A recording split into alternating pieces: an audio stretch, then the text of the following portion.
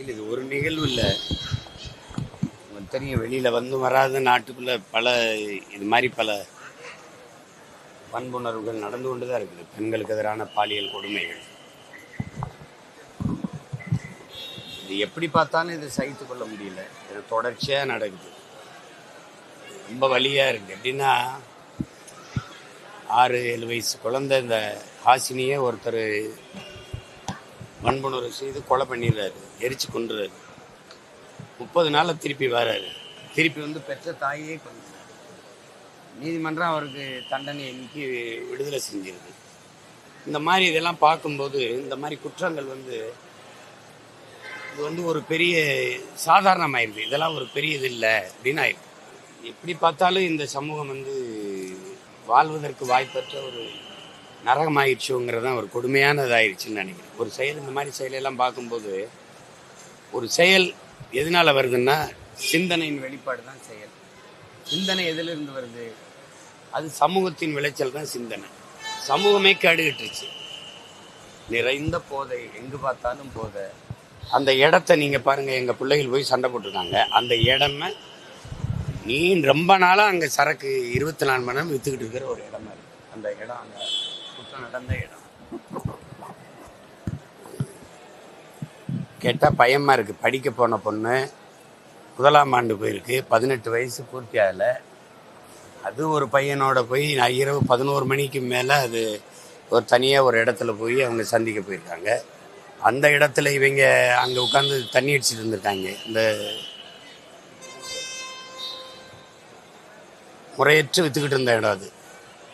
அந்த இடத்துல போய் இவங்க குடிச்சிக்கிட்டு இருந்த இடத்துல இவங்க பார்த்துட்டு அளவு கடந்த போதையில் இந்த மாதிரி சிதைச்சி வச்சுட்டு போயிட்டாங்க. காவல்துறை சொல்கிறது சுட்டு பிடிச்சோன்ட்டு, சுட்டு கொண்டாங்கிற மாதிரி. சுட்டு பிடிச்சி என்ன விசாரிக்கிறது? அந்த போய் என்ன கேட்குறதுக்கு இருக்குது? இப்போ விசாரித்து என்ன நடந்திருக்கு என்னன்னு சொன்னால் தான் நமக்கு தெரிய வரும். இதுக்கு மேலே காவல்துறை என்ன சொல்லுது? அந்த சம்பவத்தில் ஈடுபட்ட அவங்க மட்டும் இல்லை, பேசியிருக்கேன், நான் கேட்டுக்கிட்டு இருக்கேன், நீங்கள், நம்ம எல்லாருமே இது வைக்க தலைகுனிய வேண்டிய ஒரு சம்பவம் ஆயிடுச்சு. இப்போ எப்படி இதை பார்க்கும்போது நம்ம பிள்ளைகளை பெற்றோர்கள் கல்லூரிக்கு படிக்க அனுப்புவாங்க, என்ன நம்பிக்கை வரும்? எப்படி ஒரு பாதுகாப்பற்ற சூழலில் நம்ம வாழ்ந்துக்கிட்டு இருக்கோமாங்கிற ஒரு நடுக்கம் வரும்ல.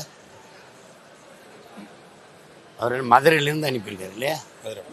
ஒன்றும் மதுரையிலேருந்து ஒன்று. அவங்க மனநிலையை தான் யோசிச்சு பார்க்குறேன். இது எப்படி இருக்கும்? எத்தனையோ அந்த கல்லூரிக்கு பிள்ளைகளை அனுப்பின பெற்றோர்கள் மனநிலை என்ன? அதெல்லாம் யோசிக்கும்போது ரொம்ப சங்கடமாக இருக்குது. கடும் சட்டங்களை வைத்து இதை தடுக்கப்படுது. கடும் சட்டங்கள் இதுக்கு இருக்குதுன்னு தெரிஞ்சாதான் இந்த மாதிரி குற்றங்கள் நடாது. இல்லை தொடர்ச்சியாக நடக்குது பாருங்கள், அங்கங்கே கேள்விப்பட்டுக்கிட்டே இருக்கு. இதே தான் பொள்ளாச்சியில் நடந்தது, இதே தான் அண்ணா பல்கலைக்கழக வளாகத்துக்குள்ளேயும் நடந்தது. அதுக்கெல்லாம் என்ன நடவடிக்கை? ஒன்றும் இல்லையே. சரி, பார்ப்போம்.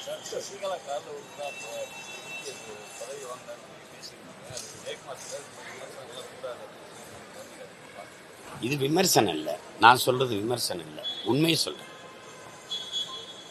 அவங்க பேசுறதெல்லாம் ஒரு பொது மனிதனா நீங்க பாருங்க. நான் அதிமுக இல்லை, இது இல்லை, இந்த கட்சியெல்லாம் இல்லை. நானும் ஒரு கட்சியை வழி நடத்துறவனா இல்லை, ஒரு மகனா பார்க்குறேன்.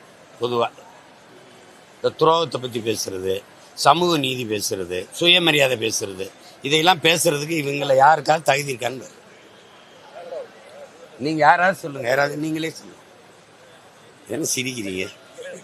ஏங்க, ஒரு மேல பறந்து போன விண்ணூர்தியை பார்த்து இப்படியே கும்பிட்டுக்கிட்டு இருந்ததெல்லாம் இது சுயமரியாதையில் வருதா?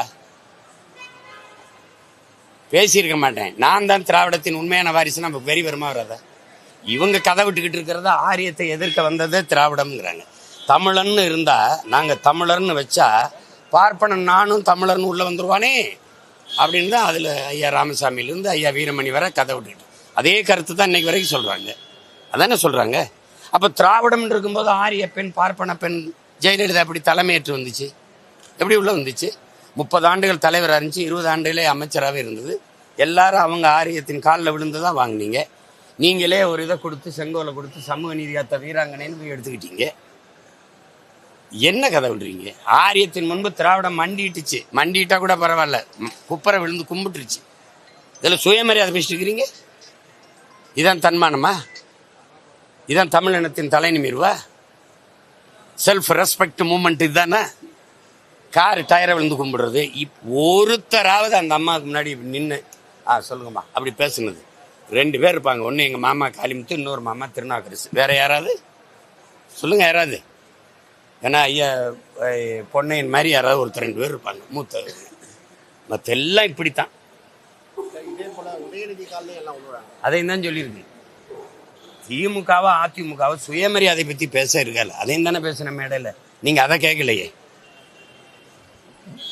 ஏன்னா பெட்டி இவங்க கொடுத்துட்டாங்க, அவங்க தரல, அதனால தானே. இது ஒரு வழக்கம். அது உண்மையே பேசணும். சமூக நீதினா சமூக நீதி. நீங்கள் 10.5 வன்னியர் கொடுத்தீங்கல்ல, எங்கள் ஐயாவே எண்ணி கொடுங்கங்கிறாரு. நீ எப்படி 10.5 கொடுத்தீங்க? சட்டமாக்கியிருக்கா? செயல்பாட்டுக்கு வந்திருக்கா? இப்போ வன்னிய எனக்கு 10.5 வருதா? சும்மா வாய் வார்த்தையில் ஓட்டுக்காக சொல்லிட்டு போகிறதா? எத்தனை காலத்துக்கு இப்படியா மாத்துறது? எண்ணி கொடுங்க. சரி எண்றீங்க, எண்ணும் போது எங்களுக்கு 15 விழுக்காடு வந்துருச்சு. அப்போ என்ன பண்ணுறது? ஏற்கனவே பாதிக்கப்பட்டிருக்கேன் நான். திடீர்னு எடுத்து அருந்ததிற்கு உள்ஒதுக்கீடுன்னு 3 விழுக்காடு கொடுத்துட்டு ஃபர்ஸ்ட் ப்ரிஃபரன்ஸ்னு ஒரு கையெழுத்தை போட்டு விட்டீங்க, முன்னுரிமைன்னு. அப்போ அவங்களுக்கு போக தான் எனக்கு மிச்சம். ஒரு கல்லூரியில் ஒரு பல்கலைக்கழகத்தில் 5 பேராசிரியர்னா எஸ்சிஏ எஸ்சிஏன்னு வருது. எஸ்சி அருந்ததியர் 4 போக 1 இருக்கு. அது தேவேந்திரர் இருக்கா, பறையர் எனக்கா, தேவேந்திரர் எனக்கா? யாருக்கு? ஒரு சீட்டில் நாங்கள். அப்போ முன்னுரிமைங்கும் போது அது அவருக்கு போக மிச்சம்னு வருது. அப்போ சாப்பாடு என்னது? அவர் சாப்பிட்டு மிச்சம் வச்ச எச்சு கஞ்சி, மிச்ச கஞ்சி தான் எனக்குன்னு வந்துருக்கு. அப்போ நான் பாதிக்கப்பட்டுறேன்ல, விளங்க. அப்போ பாதிப்புக்கு ஆளாக இருக்கிற நான் சொல்கிறேன், நீ எண்ணி கூட எடுத்து கொடுக்காத, அளந்து கூட அள்ளி கொடுக்காதேங்கிறேன். திருப்பி வாய் வார்த்தையாக ஓட்டு வரும்போது, தேர்வு வரும்போது வன்னியர் ஓட்டுக்க 10.5 போயிட்டீங்க. சட்ட வரைவு வந்திருக்கா? சட்டப்படி செயலாக்கம் இருக்குதா? 10.5 படையாச்சியை நான் பயன்படுத்துகிறேன்னா? இல்லை. அப்போ எல்லாமே ஏமாற்றா இருந்தால் எப்படி? அப்போ சமூக நீதினு ஏன் பேசுறீங்க? சாதி வாரி கணக்கெடுப்பு உடனேத்தவன் கர்நாடக மாநிலத்துக்கு இதே காங்கிரஸ்கார சீதாராமையா எடுக்கிறாரா இல்லையா? இதே அந்த தெலுங்கானால உங்க காங்கிரஸ் தானே முதலமைச்சர் தானே, அவர் எடுக்கிறாரா இல்லையா? நிதிஷ்குமார் உங்ககிட்ட கேட்டால மத்திய அரசு எடுக்கணும், அவனுக்கு மத்திய அரசு இல்லது. எதையாவது கடத்தி விடுறது, சொல்லிட்டு மாநில உரிமை இங்கே பேசிக்கிறது, சிபிஐ விசாரணை கேட்டுக்கிறது. அப்போ ஓம் போலீஸ் சரியில்லைப்ப. அப்போ உங்ககிட்ட இருக்க போலீஸே சரியில்லை, அப்போ நீங்கள் பதவி விலகணும். என் போலீஸ் சரியில்லைங்க, என் நிர்வாகம் சரியில்லைன்னு. அப்படி தானே தோல்வியை ஒத்துக்கிறீங்க. இப்போ என் காவல்துறைக்கு என்ன குறை? எதுக்கு சிபிஐ விசாரணை? எல்லாம் வர்றவங்களா சிபிஐ விசாரணை? எப்படி இருக்கு? சிபிஐ அதிகாரிகளுக்கு 4 நாள் மூளை இருக்கா? எப்படி?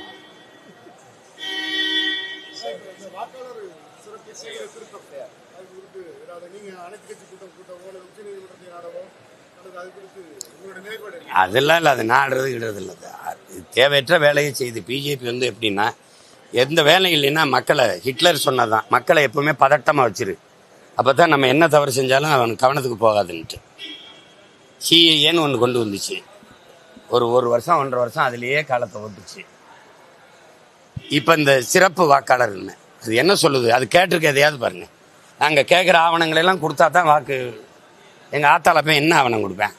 இப்போ இருக்கிற நேரத்தில் இந்த 2 மாதத்தில் தேர்தலை வச்சுட்டு என்ன போய் கொடுப்பீங்க? நீங்கள் ஒன்றும் கொடுப்பீல? அது வச்சிருக்கல அந்த ஆவணங்கள்லாம், அதை கொண்டா இதை கொண்டான்னு இருக்கிறவன் என்ன? ஏற்கனவே இறந்தவன்லாம் இந்த இதில் இருக்கான். இறந்து போனவங்க இந்த வாக்காளர் பட்டியலில் பேர் இருக்குன்னா அதை நீக்குங்க, கண்டு கொண்டு நீக்குங்க. எவ்வளவு காலமாக இருக்குது? இப்போ தான் அது வர்ற. நாங்கள்லாம் பல முறை தேர்தல் ஆணையத்துக்கு போக ஆரம்பித்தோம். ஒருத்தர் 2 இடத்துல வாக்குரிமை வச்சுருக்கிறாரு. அதையெல்லாம் நீங்கள் முதல்ல கண்டு நீக்கியிருக்கணும். இவ்வளோ காலம் நீக்கியிருக்கணும். சரி, இல்லை நீக்கிறீங்க, அது செய்யுங்க. சரி, அதுக்காக ஒவ்வொரு வாக்காளரும் நாங்கள் கேட்குற புதிய ஆவணங்களை கொண்டு வான்னா அது எங்கே போய் கொண்டு வருவான்? இதே வேலையா? கொண்டு வந்து கொடுக்கும்ல, நீக்கி விட்டுருவேன். நோக்கம் என்ன? அங்கே பல லட்சம் பேர் வெளியேறிக்கான். 70 லட்சம் பேர்கிட்ட 44 லட்சங்கிறான், 70 லட்சங்கிறான். ராகுலே 60 லட்சம் பேருன்றான். அங்கே இருந்து எல்லாரையும் தூக்கிட்டான்றான். இப்போ அவனெல்லாம் இங்கே இறங்கியிருக்கான்.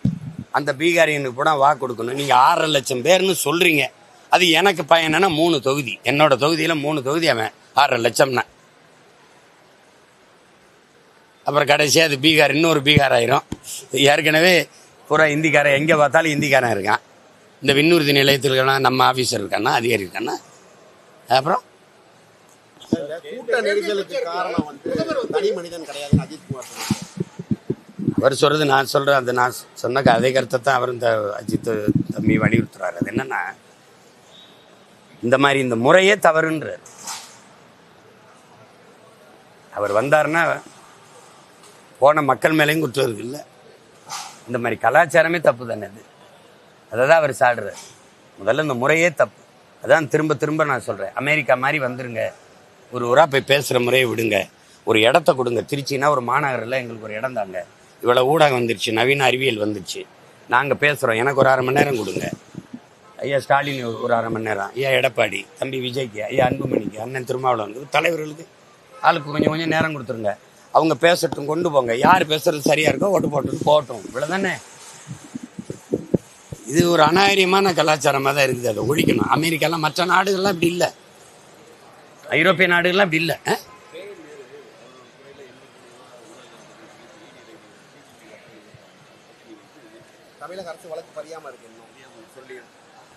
அது எப்படி அவங்க அமைச்சர் மேலே அவங்க வழக்கு பதிவாங்க, நீங்கள் எப்படி எதிர்பார்க்குறீங்க? இதெல்லாமா எல்லாம் தெரிஞ்சுக்கிட்டே என்னை கேள்வி கேட்குறது. சரி, பிரதமர் வந்து தேர்தல் பிரச்சாரத்தில் தமிழர்களுக்கு வந்து தமிழகத்தை வந்து வன்முறைக்கு பீகாருக்கு எதிராக அப்படி பேசினாரு. அதே போல ஒரிசாவில் வந்து திருடர்கள் அப்படிங்கிற அடிப்படையில் பேசினாரு. இது எல்லாத்தையும் தமிழிசை அண்ணாமலை எல்லாருமே வரவேற்று பேசிட்டு இருக்காங்க.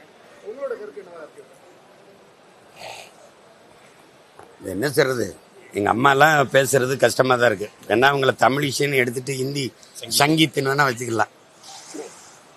ஒரு தன்மானமிக்க எவன் இதை ஏற்பான்? ஒரு கடல் பரப்புக்குள்ளே 12 நாட்டிக்கல் மைல் தான் ஒரு நாடு ஆதிக்கம் செலுத்தணும்னு கொண்டு வந்திருக்கான், சட்ட ஒரு வரைவு கொண்டு வந்திருக்கான். ஆனால் இலங்கை வந்து மொத்த கடல் பரப்பும் தன்னுது போல் அது பாருங்கள், தினம் நம்ம ஆளுகளை கைது பண்ணிக்கிட்டு சேட்டை பண்ணிக்கிட்டே இருக்குது. அவன் என்ன கற்பிக்கிறான்? தமிழன் திருடன் என் எல்லையில் வந்து மீனை திருடிட்டு போகிறான்னு அவன் கட்டுறான். சந்திரபாபு நாயுடு என்ன செய்கிறாரு? தமிழன் என் செம்மரக்கட்டையை வெட்ட வர்றான், கடத்த வர்றான்னு எங்களை திருட்டு போட்டம் கட்டி சுட்டு போடுறாரு. இவர் என்ன பண்ணுறாரு? ஒரிசால என்ன சொல்கிறாரு? உன் கார்த்திகை பாண்டியன் உங்கள் தமிழன்ட்ட நாட்டை கொடுக்க போறீங்களா? தமிழன்ட்ட அதிகாரத்தை கொடுக்க போறீங்களா? இங்கே பூரி ஜெகநாதர் கோயில் உண்டியலும் சாவியும் அவன்கிட்ட இருக்குது தமிழன்ட்டேங்கிறப்பல நீங்கள் மானம் கட்டு போய் ஓட்ட போடுவீங்க. நான் என்ன கேட்குறேன், இது நீங்கள் வீர திருமகன், நீங்கள் நாட்டின் பெரிய மதிப்புமிக்க தலைவர், இந்த ஊரில் வந்து ஒரு தடவை சொல்லுங்கள், இங்கே வந்து நின்று சொல்லுங்கள், அதையே தமிழர்கள் பீகாரியரை ரொம்ப துன்புறுத்துறீங்க நீங்கன்னு ஒரு தடவை பேசுங்கன்றேன். அங்கே போய் அந்த தேர்தலுக்கு போனால் அங்கே பேசுறது, பஞ்சாபுக்கு போனால் பஞ்சாபிடம் தவணை எவரையும் உள்ள விடாதீங்கிறது, அங்கே பீகாரியா பகாரியாங்கிறது. ஆனால் இங்கே வந்து எங்களை இந்தியன் எப்படி இருக்கு? ஏன்னா நான் மானங்கட்டு போயிட்டேன்ல. சரி, கார்த்திகை பாண்டியன் எங்கால நீ எப்படா நீ வந்து நீ இப்படி சொல்ல என் தமிழன்னு ஏதோ கோவப்பட்டு ஓட்டு போட முட்டியல சொல்லுங்க. நீ கர்நாடகா மாறி மாறி காங்கிரஸும் பாஜகவும் தானே ஆள்றிய, எங்களுக்கு உரிய நீரை பெற்றுத்தரலன்னு கோவிச்சுக்கிட்டு காங்கிரஸ் பிஜேபி ஓட்டு போட முட்டியல. இல்லை கச்சத்தீவை எடுத்து கொடுத்தாம நீயாவது மீட்டு கொடுக்கல ஏன்னு கேட்டியல. லட்சக்கணக்கான இன மக்களை கொண்டு குவிக்கிறதுக்கு ஏன் கூட நின்று நீ உதவுன காங்கிரஸை கேட்டியல? அதை கேட்டியல. என்னங்க மானங்கட்ட ஒரு மந்தை கூட்டமாக மாறிட்டோம் தமிழா. அதனால அவன் அதை பற்றி கவலைப்படல. சரி, இப்போ நீங்கள் வேட்பாளர் அனௌன்ஸ் பண்ணுறீங்க, நாம் தமிழர் எல்லாருக்கும் வேட்பாளர் அனௌன்ஸ் பண்ணுறீங்க. இந்த தேர்தலில் நாம் தமிழருக்கும் யாருக்குமான போட்டி? விஜய் வந்து திமுக இங்கே கட்சிகளுக்கு போட்டி கிடையாது, கருத்தியல் போட்டி தான். எல்லாமே பெரியாருங்கிற ஒரு கூட்டம் இருக்கு பாருங்க. பெரியார் தான் எங்களை படிக்க வச்சாருன்னு அது ஒரு கூட்டம் இருக்கு இங்கே. இல்லை எங்கள் தாத்தா காமராஜ் தான் படிக்க வச்சாருன்னு நாங்கள் நினைக்கிறோம், உண்மையை நிற்கிறோம். இலவசம் அதை நேசிக்கிற அதை ஆதரிக்கிற ஒரு கூட்டம் இருக்கு. இலவசம் பெற வேண்டிய ஏழ்மை வறுமையின் இல்லாத என் மக்களின் வாழ்க்கை தரத்தை உயர்த்தணும், இலவசத்தை ஒழிக்கணும். அது கையேந்திரது தன்மான இழப்பு, தமிழ் இன அவமதிப்புன்னு நாங்கள் நினைக்கிறோம். ஒவ்வொன்றும் உங்களுக்கு புரியுதுன்னு நினைக்கிறேன். திராவிடர்கள் என்று தங்களை நினைக்கிற ஒரு கூட்டம் இருக்கு. இல்லை, நாங்கள் 50,000 60,000 ஆண்டுகளுக்கு மூத்த பெருத்த தேசியனா நாங்கள் தமிழர்கள், பிறப்பிலிருந்து இறப்பும் வரை நாங்கள் தமிழர்கள், பெருமை மிக்க ஒரு பேரினத்தின் மக்கள் அப்படின்னு நினைக்கிற ஒரு கூட்டம் இருக்கு. அவன் இருமொழி கொள்கையில் இருக்கான், அவன் இந்திய மும்மொழி கொள்கையில் இருக்கான். எங்களுக்கு கொள்கை மொழி ஒரே மொழி தமிழ், விரும்பினால் எம்மொழியும் கற்போம், இது எங்கள் நிலைப்பாடு.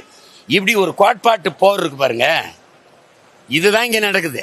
இந்த கட்சி இந்த கட்சியோட போட்டி அந்த கட்சியோட போட்டி கிடையாது. புரியுதுன்னு நினைக்கிறேன். இப்போ எல்லாமே இப்போ நீங்கள் வந்து நாங்கள் வந்து இந்த கோயிலை இது அடையாளமாக வச்சுருக்காங்க.